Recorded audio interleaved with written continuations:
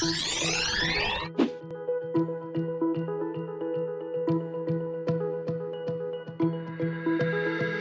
really see them as two sides of the same coin, because workforce planning is taking information that's typically, and models that are typically used in people analytics.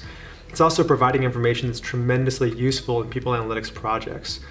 So what I've found useful, at least in my experience, is having kind of both as sub-teams or work streams. So we might have an advanced analytics group in people analytics that are working on specific projects, and workforce planning or strategic workforce planning is another sub-team or work stream in a larger people analytics organization. But when I say that they're both using information or models that the other can use, or that there's a symbiotic relationship, what I mean by that is, if you think about workforce planning, so looking at current workforce, what's the workforce supply likely to be over time, the demand, the gaps.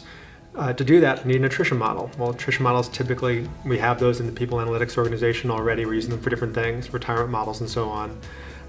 What do I get from workforce planning? I might be looking at my talent gaps over time, hiring forecasts, but increasingly the way we're using workforce planning is to understand where are my skill gaps, what types of positions might I need, where might I need to use them, what do the external labor markets look like, and so there is a kind of a talent mobility element to that, and that feeds directly into more classical people analytics projects.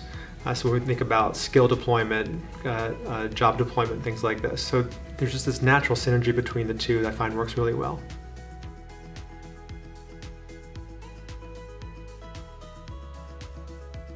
So one of the things that we're working on right now is as a bit of skills matching or job matching. So understanding what is our inventory of talent, if you will, and how can we deploy that best against the current, not only the current jobs that we have, but the current challenges that we face. One of the challenges that comes out of that is how do we deploy talent against the challenges that we don't know that we have yet. So if we think about growth strategies or future business opportunities, we might not know the talent that we need against that. And that's one of the areas where workforce planning frankly becomes really challenging. One of the areas that we're starting to venture into, and honestly I don't have a solution for it yet, is if we're looking at a business opportunity where we haven't had that talent yet, where can we go? And so there might be skill adjacencies or skills that look like a skill we've had in the past. Can we grab onto that? Can we build from that? Or do we need to go externally and find an entirely different skill? What does that look like? And there's some really good labor market analytics around that can help us find that. Like most or many people analytics projects, it fell back to kind of what business problem are you trying to solve, and really looking at corporate strategy. And that was a huge driver of workforce planning.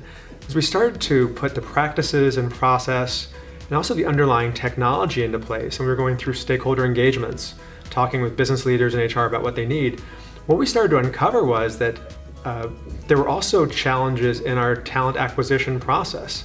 And our talent acquisition process was doing exactly what it was designed to do. It was designed to fulfill requisitions as they were created. But the variability in terms of that requisition flow meant that TA had to staff up and staff down, and that came with certain consequences. And so what we're kind of finding through this workforce planning journey is that it's not enough to have a workforce plan. That we're building a workforce planning capability, and with that comes kind of some design thinking on the talent acquisition side. And those two things move together. I think that was a big aha moment for us, in that we need to look at workforce planning and providing a hiring forecast, a stable, consistent, accurate hiring forecast to talent acquisition. At the same time, kind of concurrent with that or concomitant with that, we may need to actually rethink the way that we go about talent acquisition to achieve that workforce plan. And those two things really go hand in hand.